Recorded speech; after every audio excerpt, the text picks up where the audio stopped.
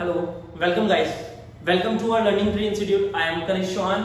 और यार ये वाली जो वीडियो है ये specially for the same students CUET, NDA, CDS, AFCAT and other competitive exams के लिए है।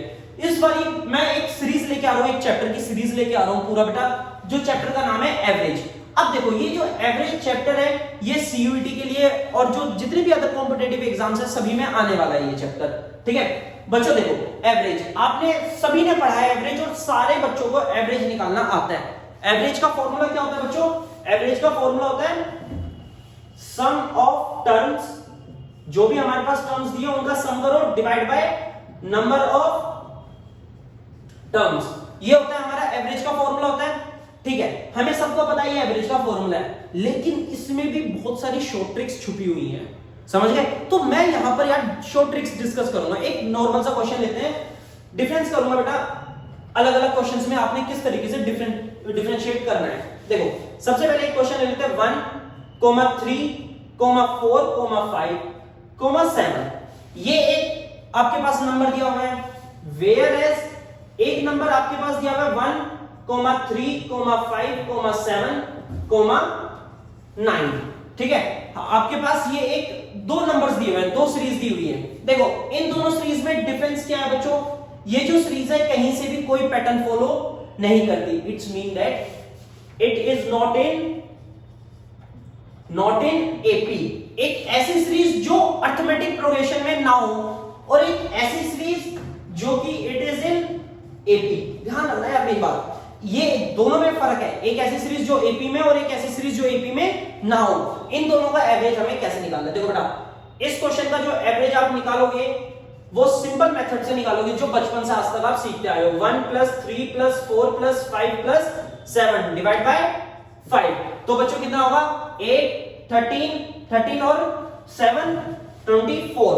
4 हमारा आंसर है, इसका 4 हमारा आंसर है। इसके लिए क्या करोगे? देखो सिंपल मेथड आप इसमें भी यूज कर सकते हो।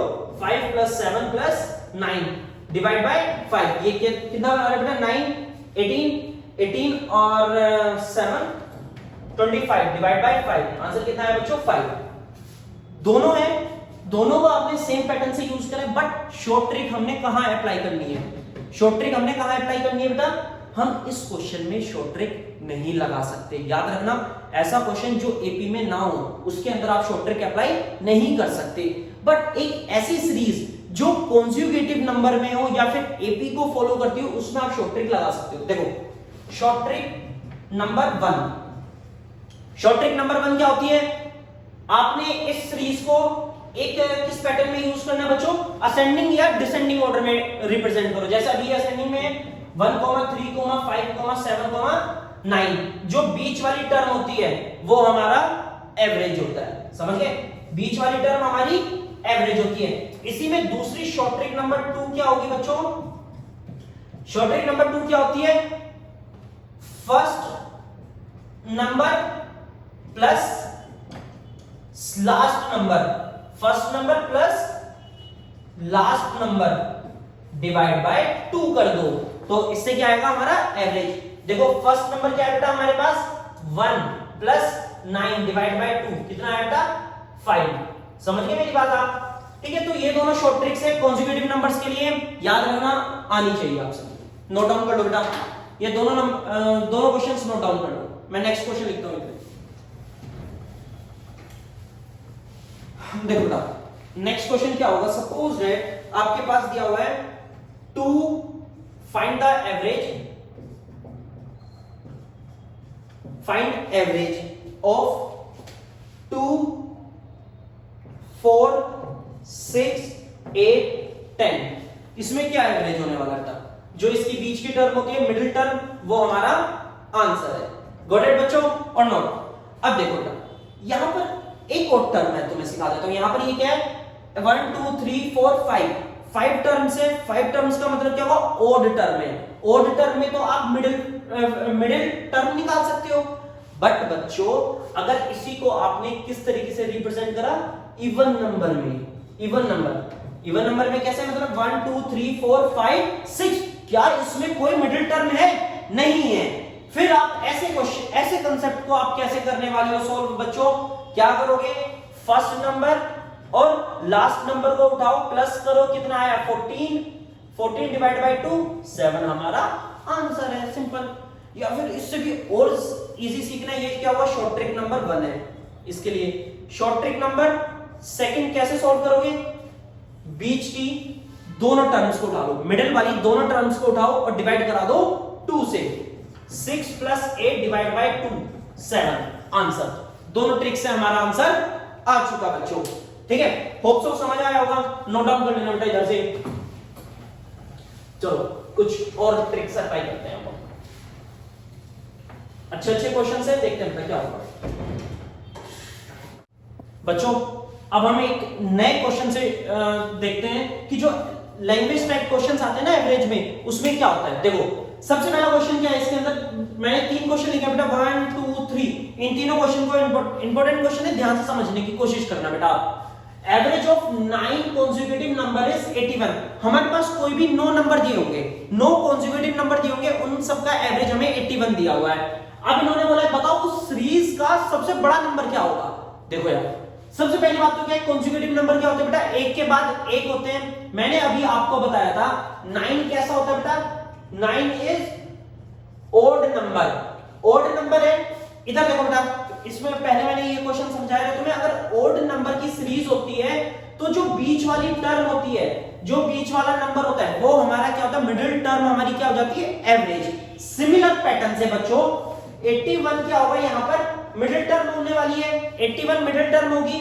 अब इन्होंने क्या बात करी बेटा, 9 कॉन्सेक्यूटिव नंबर, मतलब मिडिल टर्म 81 है, 4 टर्म लेफ्ट हैंड साइड होगी और 4 टर्म राइट हैंड साइड होने वाली है बच्चों। 81 से ज्यादा क्या होगा, 82, 83, 84, 85। फिर यहां पर क्या आता है बेटा, 80, 79, 78, 77। समझ गए मेरी बात आप, 77 बच्चों। अब ये हमारी सीरीज बनी ना, देखो हमारे पास 81 क्या था, मिडिल टर्म थी। मिडिल टर्म कैसे, क्योंकि एवरेज दिया हुआ है मिडिल टर्म में, और 4 terms left hand side, 4 terms right hand side. तो सबसे ग्रेटेस्ट नंबर क्या होगा बेटा, ग्रेटेस्ट नंबर इज 85। समझ गए बच्चों। Now come on this series, इसमें क्या बोला इन्होंने, average of 4 consecutive even number. 4 consecutive even number है बेटा, इवन नंबर के बारे में बात हुई है। इवन वाले क्वेश्चन में हम लोग क्या करते हैं, 19 क्या है बच्चों हमारा, 19 क्या है, इस टर्म, इस कॉन्सेक्यूटिव सीरीज का एवरेज है। तो इसके जस्ट अगला नंबर क्या होता है और इससे पीछे वाला नंबर क्या होता है, देखो इससे अगला नंबर 20 हो जाना है और 18 हो जाना है। समझ गए, 18, 20, अगला टर्म क्या होगा 22 और इससे पहली टर्म क्या होगी 16, क्योंकि क्या बोला है बेटा, कॉन्सेक्यूटिव इवन नंबर बोले हैं। इवन नंबर्स के लिए 4 कॉन्सेक्यूटिव इवन नंबर्स, 16, 18, 20, 19 क्या है बेटा, इवन नंबर्स है। बस हमारा 22 क्या है, ग्रेटेस्ट नंबर है। समझ गए बच्चों मेरी बात आप। चलो अगर किसी बच्चे को अभी भी कोई प्रॉब्लम होगी तो मेरे से पूछ लेना एक बारी। नाउ बच्चों, ये जो सीरीज है, ये वाला क्वेश्चन इंपॉर्टेंट होता है, बहुत ज्यादा इंपॉर्टेंट क्वेश्चन होता है हमारे पेपर के प्रोस्पेक्टिव से। क्यों इंपॉर्टेंट होता है, देखो टोटली ये लैंग्वेज बेस्ड क्वेश्चन है और बच्चे बहुत ज्यादा कंफ्यूज होते हैं। मैं अभी शर्त लगा रहा हूं, आप ट्राई कर लो जरा सारे जने, अगर आंसर सही आया तो बता देना आप मेरे को, ठीक है। ट्राई करो एक बारी सारे जने, इस क्वेश्चन को वीडियो पॉज करके ट्राई करना। फिर देखो आप लोग देखो, A B C D E F G are consecutive even number. A B C D E F G क्या है, कोई इवन नंबर दिए हुए, कॉन्सेक्यूटिव इवन नंबर्स दिए हैं, ठीक है। ये कितने टर्म्स है बेटा, 1 2 3 4 5 6 7 लिख देते हैं। A, B, C, D, E, F, G, ये सब कितनी टर्म्स है बेटा, 7 है ना। 7 टर्म्स का एवरेज क्या होता है, जो मिडिल टर्म होती है, मिडिल टर्म क्या है बेटा इसकी, D है। सो इस सीरीज का जो एवरेज होगा वो D आने वाला है। समझ आई मेरी बात, समझ आई मेरी बात बच्चों। फिर अगली सीरीज देखो, अगली सीरीज क्या है बेटा, J K L M N, J K L M N है ना बच्चों। इस सीरीज का एवरेज क्या आने वाला है बच्चों, L। इस सीरीज का एवरेज क्या आएगा बेटा, L आएगा। L आया इस सीरीज का एवरेज। अब इन दोनों सीरीज को क्या करा है इन्होंने, the average of all the numbers, इन दोनों सीरीज को अगर मर्ज कर दोगे, इन दोनों सीरीज को अगर ऐड कर दोगे तो दोनों सीरीज का एवरेज क्या निकलने वाला है। तो बच्चों क्या करोगे, average of first series plus average of second series, लिख लेते हैं average of first series plus average of second series divide by 2, answer होगा मतलब बेटा D plus L divide by 2 हमारा आंसर है। सिंपल सा क्वेश्चन है। ये वाली बात आई समझ आप लोगों को या नहीं आई बेटा? अगर अभी भी किसी बच्चे को समझ नहीं आया होगा तो आप लोग मेरे से पूछ लेना, ठीक है बच्चों। आप लोग एक काम करना, ये जो आज हमने क्वेश्चंस करे एवरेज पर और सिंप्लीफिकेशन पर, इन सारे क्वेश्चंस को आप घर पर ट्राई करो। कोई भी पार्ट है जो समझ नहीं आता आप मेरे से पूछो। बाकी एवरेज का जो नेक्स्ट पोर्शन है वो मैं कल लेकर आता हूं आप लोगों के लिए, ठीक है। एवरेज की पूरी सीरीज चलाने वाला हूं मैं, और बाकी और भी चैप्टर्स लेके आऊंगा मैं सीयूईटी के पर्पस से। ओके ठीक है, बाय बाय बच्चों एंड ऑल द बेस्ट।